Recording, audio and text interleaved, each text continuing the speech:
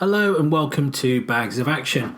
My name is Pete and this is a 5-minute Bags of Action review of Snatch from 2000.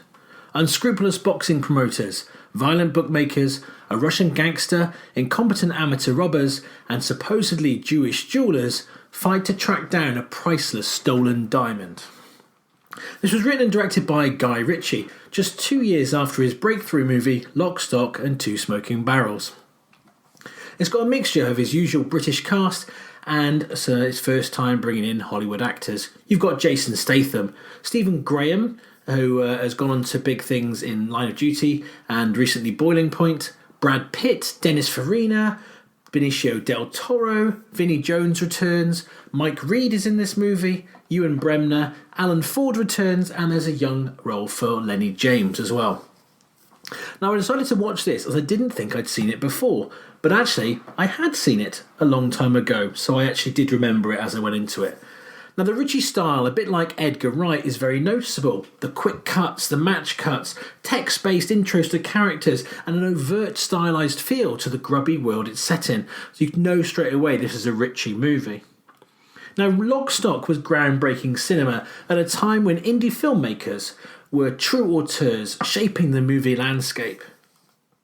Ritchie was the British Tarantino in many ways, a filmmaker with a style, a voice and a way of doing things that stamped his identity on every frame.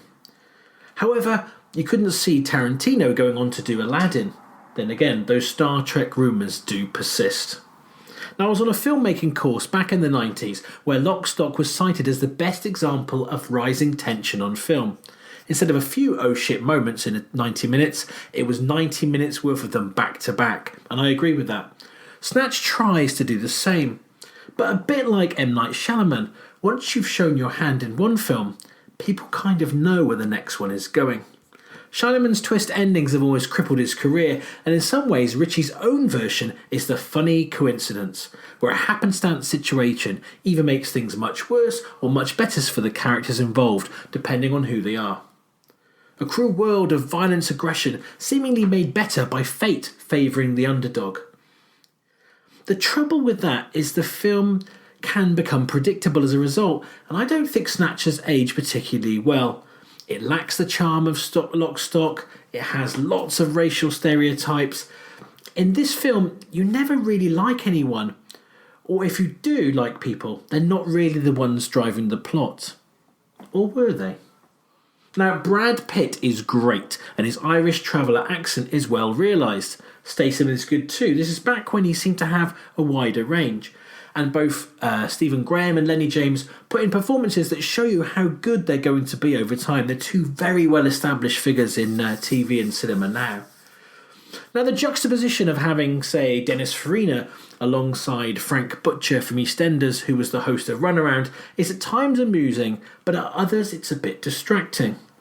Watching this today, the whole thing feels just a little bit too arch and superficial. You can almost see the filmmaking, and there's an element of look how clever we are on show too. But putting that to one side and remembering the movie is 22 years old at this point, there's a lot to like. The soundtrack is great, it's really well shot, and the mismatched ensemble cast makes for compelling viewing, even when it's just wondering how the Hollywood stars and British TV stalwarts got on behind the scenes. Snatch isn't as good as Lock, Stock for me. Again, like I say, it hasn't got that charm, that thing that pulls you close to the main characters and wants them to succeed. But it's an interesting film of its time, with some well-realised boxing scenes and some interesting and funny turns from the ensemble cast. With all that considered, maybe I'd have given it a higher rating at the time, but I'm going to give Snatch 3 bags of action out of 5. Have you seen Snatch? Do you agree with my assessment of it? Feel free to comment below or get in touch with us via email, Facebook or on Twitter. We have new episodes coming out weekly alongside our full-length podcast. And don't forget to give this video a like, subscribe to the channel and hit that bell to get notifications. Bags of Action will always be free, but if you'd like to buy us a coffee, you can do that on our Ko-fi page.